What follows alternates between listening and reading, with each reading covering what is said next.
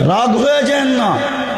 এখন আজকে মুখ খুলতেছি, যেই দেশের নেতারা, শীর্ষস্থানীয় সমাজপতিরা যুবকের জিন্দেগি বরবাদ করার জন্য ইয়াবাহা বিক্রি করে ওই দেশ বাঁচে তো বাঁচে কি কইরা, মাদক বিক্রি করে ওই দেশ বাঁচে তো বাঁচে কি কইরা,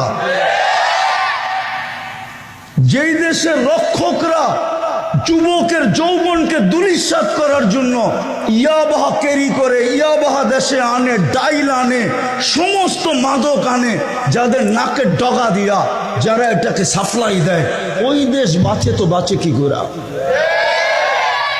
রাগ হবেন না, পায়ে হাত রাখি, শুধু বেঁচে আছে তিনটা কারণে। আপনি চিৎকার দিয়ে মাদক বন্ধ করবেন আর আমাদেরকে এসে বলবেন হুজুর মাদকের বিরুদ্ধে বলেন। আপনি ভিতরে ভিতরে মাদক সাপ্লাই দিবেন আর আমরা মাদকের বিরুদ্ধে বলবো, আর যুবক মাদক ছেড়া দিবে, ঠিক না? এত টাকার দরকার হয় কেন যে মাদক দিয়া ব্যবসা করে কোটিপতি হইতে হবে? আল্লাহ তো লেখা দিছে কপালে, কোটিপতি হইলে তুই হবি হবি, নাইলে আমার মতো ফকির কোত্থেকে 300 103টা দেশ সফর করে, আমার মতো ফকির।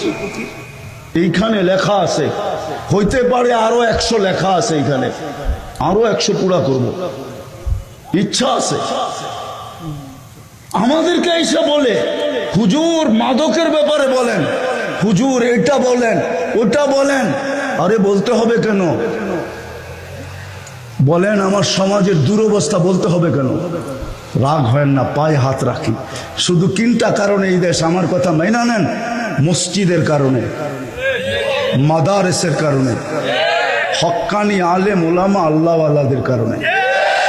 যেই দলের থেকে যদি কোনো দলের থেকে নির্বাচিত হয় আর দলের গঠনতন্ত্র যদি না মানে, তাহলে দল তার ভিতর বিরুদ্ধে কি সিদ্ধান্ত নেয়? শুধু বহিষ্কার।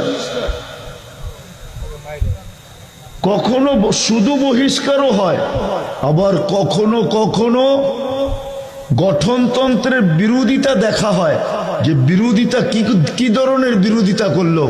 কখনো কখনো বহিষ্কারও হয়, সাথে সাথে হাতকড়িও আসে, পায়ে বেড়িও আসে, আবার জেল জরিমানাও আসে, আবার অনেক সময় দেখা যায় আয়নাঘরে নিয়ে সাফ করেও দেওয়া হয়, না দেওয়া হয় না? হ্যাঁ, এই গঠনতন্ত্র কে বানাইছে?